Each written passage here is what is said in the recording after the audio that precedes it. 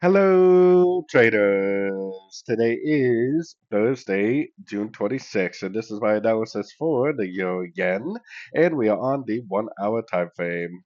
So on the Euro Yen, I think this looks like a potential five-way pattern down.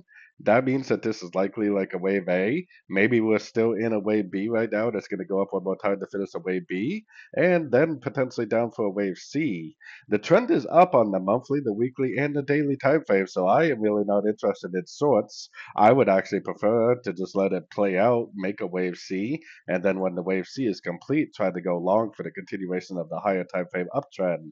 So I'm definitely still looking for longs. I'm definitely still bullish because of all the higher time frames. If you really do want to try to go short, I mean, I don't really see the problem with that, except for the fact that the trend is up on every time frame.